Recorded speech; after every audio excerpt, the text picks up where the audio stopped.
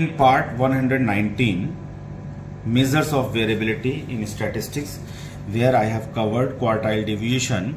In this part, I have covered the properties of quartile deviation Q, what are the limitations of quartile deviation, and where the quartile deviation is useful. So, in this way, I have covered the theoretical part of the quartile deviation. This is part 119.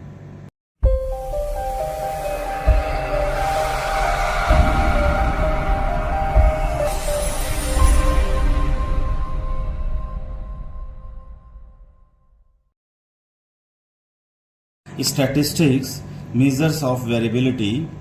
Topic is quartile deviation. This is part 119. Quartile deviation is half of the difference between the first quartile, that is Q1, and the third quartile, that is Q3. Now H.E. Garrett has defined quartile deviation as the quartile deviation, or Q, is one half of the scale distance between the 75th and 25th percentile in a frequency distribution. This definition is given by H.E. Garrett. Quartile deviation is represented by symbol Q or QD. Normally it is represented by Q. Properties of quartile deviation Q. Some important properties of quartile deviation Q are given below. First is, quartile deviation is easy to understand and calculate like median. Second is, like range, quartile deviation can be computed and interpreted easily. Third important property is, since quartile deviation focuses on the middle values of the distribution, so it is more representative.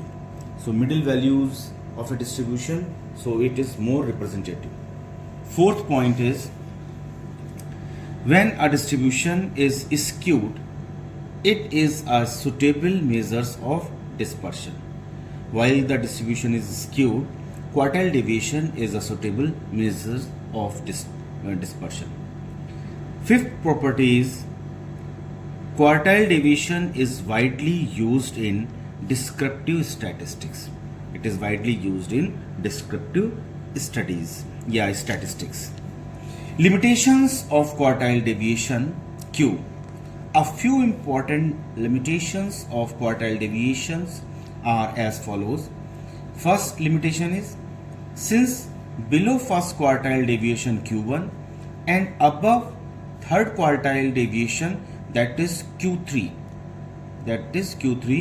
the observation are lying 25% in each one case. So it represents only the middle 50% of the observations or data. For Q1 it is 25% and for Q3 it is 25%, so left is 50%. Now second limitation is, compared with standard deviation, quartile deviation is less reliable. It is less reliable because the possibility of standard error is greater in quartile deviation. So comparison of with standard deviation, quartile deviation is a less reliable statistical measures of variability. Quartile deviation is useful in following situations. Where it is useful, I am discussing it in 2 points. Quartile deviation is useful when the scores are not normally distributed. When the scores are not normally distributed, then quartile deviation is useful. Second is, quartile deviation is useful when the spread of scores is so large that calculating the standard deviation accurately becomes difficult. When the standard deviation calculation becomes difficult, then quartile deviation is very useful. Third point is, quartile deviation is useful when the actual score limits of the middle 50% of scores are required. So quartile deviation is then very useful when the actual score limits of the middle 50% of scores are required. So this is all about the theoretical part of the quartile deviation, which I have covered in part 119. Please subscribe the channel, press the bell icon, and please share the videos.